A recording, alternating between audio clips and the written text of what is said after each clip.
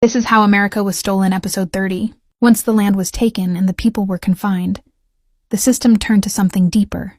Episode 30 begins when the goal was no longer just control of territory, but control of identity itself. Because a people without culture are easier to govern, officials began speaking openly about the native problem, not as a military issue, but as a cultural one. They argued that native nations could not survive unless they abandoned their ways. Language, spirituality, communal living, all were labeled obstacles to progress. The solution was assimilation, not coexistence. The reservation became a laboratory.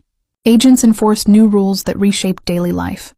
Traditional governance was replaced with foreign systems.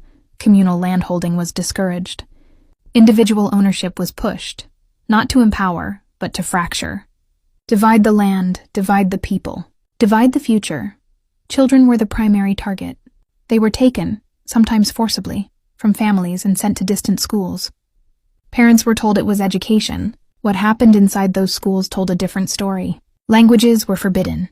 Ceremonies were punished. Names were replaced. Identity was treated as a disease that needed curing. Many children never returned home. Some died from sickness and neglect. Others returned unable to speak to their own families. Trauma became generational, passed down not through words, but through silence. This was not accidental, it was policy. Episode 30 exposes a chilling truth.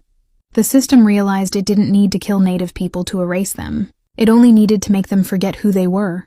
Adults were targeted too. Spiritual leaders were arrested. Ceremonies were banned. Cultural gatherings were monitored. Resistance was labeled criminal. Even mourning became regulated. Settlers praised these efforts as benevolent.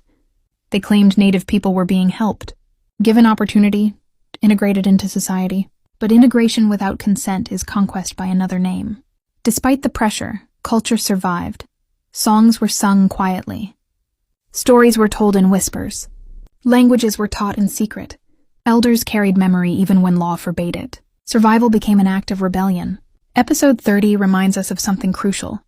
Erasure is not passive. It requires effort, enforcement, and fear. And the fact that native cultures still exist today is not because erasure failed to try, but because resistance never stopped. But assimilation did not end the violence. It created new wounds, identity loss, family separation, spiritual trauma. And still, the system demanded more. As the 19th century continued, the government sought to finish what removal and reservations had begun, by breaking native landholdings completely and opening them to settlers once again. A new policy